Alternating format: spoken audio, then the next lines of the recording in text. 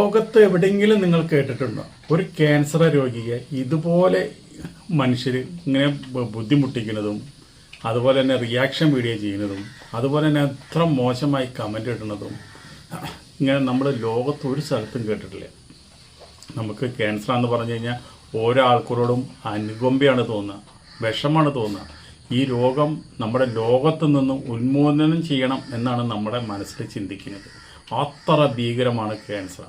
അപ്പോൾ രേണുസുധീനോട് ഈ കേരളത്തിലുള്ള എല്ലാവരും നമ്മൾ പറയില്ല, നല്ല മനുഷ്യർ ഒരുപാടുണ്ട്, രേണുവിനെ ഇഷ്ടപ്പെടുന്ന ഒരുപാട് ആൾക്കാരുണ്ട്. പക്ഷേ ഇഷ്ടപ്പെടാത്ത കുറേ ആൾക്കാരുണ്ട്. അവരിപ്പോഴും രേണുവിനെ ക്രൂശിച്ചുകൊണ്ടിരിക്കുക. എന്താണ് പറയണത്?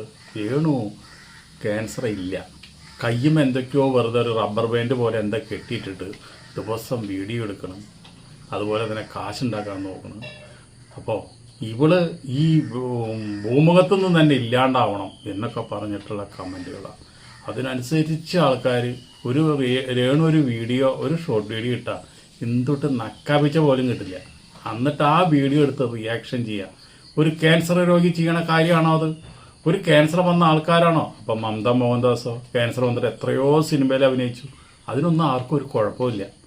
മമ്മൂട്ടി ക്യാൻസർ വന്നു, അഭിനയിക്കുന്നില്ലേ? അപ്പോൾ ഒരു രോഗം വന്നു കഴിഞ്ഞ് കഴിഞ്ഞാൽ നമ്മൾ തല ചുറ്റി 24 മണിക്കൂറും ബെഡിൽ തന്നെ കിടക്കണം.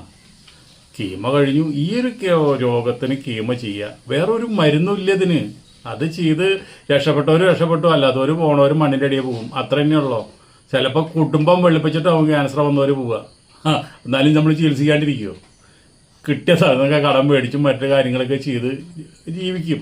അപ്പോൾ അതിൻ്റെ ദാരിദ്ര്യം കാരണം അത് എവിടെയെങ്കിലും ഉദ്ഘാടനം കിട്ടിയാൽ പോകാൻ, മറ്റുള്ള കാര്യങ്ങളൊക്കെ കിട്ടിയാൽ പോകാം. അതിനങ്ങോട്ട് ക്രൂശിച്ചിട്ടില്ലേ, അങ്ങേ അറ്റം വരെയാണ് ക്രൂശിക്കുന്നത്. എന്താ കോട്ടയം മെഡിക്കൽ കോളേജ് എന്താ കുട്ടികൾക്കുള്ള സ്ഥലമാണോ? ഈ ഡോക്ടർമാർ കുട്ടികൾക്ക് കൂട്ടു നിൽക്കണവരാണോ? എന്താ നിങ്ങളുടെ മനസ്സിലൊന്നും എനിക്ക് മനസ്സിലാവുന്നില്ല. ഒരാൾ രോഗം വന്ന് കിടക്കുന്നത് ഇത് നിസ്സാര പനിയോ തലവേദന വയറിളക്കല്ല.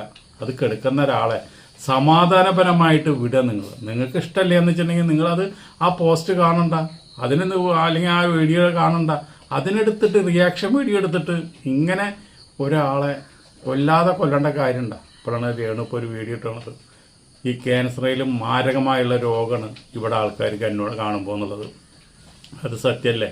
നിങ്ങളൊരു കാര്യം ചെയ്യ്, നേരിട്ട് ഇങ്ങോട്ട് വന്നോ. ക്യാൻസർ അല്ല എന്നെ കൊല്ലുന്നത്, നിങ്ങളാണ് എന്ന് പറയണത്. ഈ ക്യാൻസർ തന്നെ കൂടുതൽ ആൾക്കാർക്കും വരുന്നത് നിങ്ങൾ ആദ്യം തന്നെ പരിശോധിച്ച് നോക്ക്. ടെൻഷൻ, പ്രശ്നങ്ങൾ, ടെൻഷൻ കാരണം ഉറക്കം പോകണം, ടെൻഷൻ കാരണം ഒരുപാട് ഡിപ്രഷൻ വരും. അങ്ങനെയാണ് പല രോഗങ്ങളും നമ്മുടെ ശരീരത്തിൽ വരുന്നത്. അപ്പോൾ ഇങ്ങനെയുള്ള വന്നൊരു രോഗീനെ ഒരാൾ പോലും ഇന്ന വരെ ഒരു ക്യാൻസർ രോഗിയോടും കാണിക്കാത്ത അനീതിയാണ് കാണിച്ചുകൊണ്ടിരിക്കുന്നത്. അപ്പോൾ നമ്മളെന്താ വേണ്ടേ? നമ്മൾ ഈ രോഗം വന്ന ഒരാളെ നമ്മൾ 10 രൂപ കൊടുത്ത് സഹായിച്ചില്ലെങ്കിലും നിങ്ങൾ എന്തിനാ ദ്രോഹിക്കുന്നത്? സഹായിക്കാൻ വരുന്ന ആൾക്കാരെ അവർ ഓടിക്കുക. ആ സീമാജി നായർ വന്നു, ഒരു ഐസൂലിക്ക് കടക്കാൻ പറ്റില്ല, ഐസൂല് പോലും കയറ്റിയിട്ടില്ലാണ് എന്ന് പറയണത്. ഇവർ ഐസൂലിക്ക് കടക്കാൻ പറ്റില്ല. അപ്പോൾ പുറത്തൊരു AI വെച്ചൊരു ഫോട്ടോ ഇട്ടു. അതിനെ ചുറ്റിപ്പറ്റി എന്താടുന്ന ബഹളം. ഒരു പാവ അച്ഛൻ, ആ അച്ഛൻ എന്തോ പറഞ്ഞു. ഇവർക്ക് നല്ലൊരു മനുഷ്യൻ, അദ്ദേഹം നല്ലത് മാത്രം ചെയ്യുന്നൊരു വ്യക്തിയാണ്. അദ്ദേഹത്തിൻ്റെ വാക്കുകൾ എന്ന് പറഞ്ഞാൽ നമ്മൾ കേട്ടിരുന്ന് പോകും. അത്ര നല്ല മനുഷ്യനാണ്. അങ്ങനെ എന്തൊക്കെയാ പറയണത്, ഇല്ലാവതരം പറയണത് കേട്ട് കഴിഞ്ഞാൽ നമുക്ക് സങ്കടം തോന്നും. നിങ്ങൾ ആദ്യം തന്നെ ഒരു മനസ്സിലാക്കേണ്ട ഒരു കാര്യമുണ്ട്. ഈ ദൈവത്തിൻ്റെ അടുത്തിരിക്കുന്ന ആൾക്കാരാണ് ഈ പൂജാരിമാർ, അതുപോലെ തന്നെ അച്ഛന്മാർ, അതുപോലെ തന്നെ ഉസ്താദക്കന്മാർ. ഇവരൊക്കെ ദൈവത്തിൻ്റെ അടുത്തിരിക്കുന്ന ആൾക്കാരാണ്. നിങ്ങളൊക്കെ ആരെങ്കിലും ദൈവത്തിന് വിളിക്കാറുണ്ടോ? നിങ്ങൾക്ക് ചിലപ്പോൾ യൂസ് കയറിയില്ലെങ്കിൽ, അല്ലെങ്കിൽ വീട്ടിലാരെങ്കിലും അപകടം പറ്റിയ, അല്ലെങ്കിൽ നിങ്ങൾക്ക് എന്തെങ്കിലും അപകടം പറ്റിയാൽ മാത്രമല്ല നിങ്ങൾ ദൈവത്തെ വിളിക്കാറുള്ളൂ. 24 മണിക്കൂറും ദൈവത്തെ വിളിച്ചിരിക്കുന്ന ആൾക്കാരെ അവർ ഉറങ്ങുന്ന സമയത്ത് പോലും അവർ വിളിക്കുന്നുണ്ട്. അവരൊക്കെ ഒരു ശാപം കിട്ടിയിട്ടുണ്ടെങ്കിൽ 7 ജന്മം തീർത്താൽ തീരില്ല നിങ്ങൾ. അപ്പോൾ ആ പാവ അച്ഛനത്തിലേക്ക് വലിച്ചേക്കേണ്ട യാതൊരു കാര്യമില്ല. അദ്ദേഹം ഒരു അനാവശ്യമായിട്ട് ഒരു കാര്യം പറഞ്ഞിട്ടില്ല. അദ്ദേഹം നല്ലത് മാത്രമാണ് എന്നും രേണുവിന് ചെയ്തിട്ടുള്ളൂ. അപ്പോൾ അദ്ദേഹത്തിനെ പോലും ഇതിൽ വലിച്ചഴിച്ചിട്ട് നിങ്ങൾക്ക് ഒരു മാന്യത വേണ്ടേ? ഒന്നുമില്ലെങ്കിൽ നമ്മൾക്കൊരു സമൂഹത്തിൽ ജീവിക്കുന്ന, ആ സമൂഹത്തിൽ ജീവിക്കുമ്പോൾ ഇങ്ങനെ ഒരു രോഗം വന്നൊരു, ശരിയാണ് രേണു എന്തെങ്കിലുമൊക്കെ കോപ്പറാത്തരം കാണിച്ച് ഇടുന്നു വിചാരിക്കുക. അത് നിങ്ങളെന്താ ഒരു കുട്ടികളെയായിട്ട് കാണാത്തത് എന്താണ്?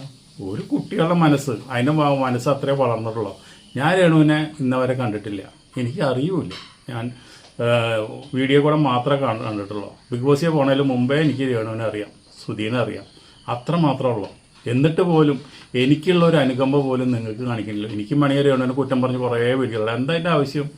നമ്മൾ സത്യസന്ധമായിട്ട് കാര്യങ്ങൾ ചെയ്യാം. നിങ്ങളൊന്നും ആരും ബോധിപ്പിക്കാനല്ല നമ്മൾ ചെയ്യുന്നത്. ഇതൊക്കെ കാണുമ്പോൾ നമുക്ക് വളരെ വിഷമം തോന്നുക.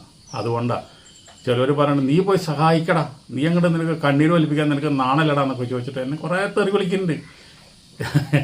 എനിക്ക് സഹായിക്കാനായിട്ട് ഉണ്ടെങ്കിൽ ഞാൻ കൊടുത്തോളാം, അത് ഞാൻ പറഞ്ഞു നടക്കേണ്ട കാര്യമില്ല.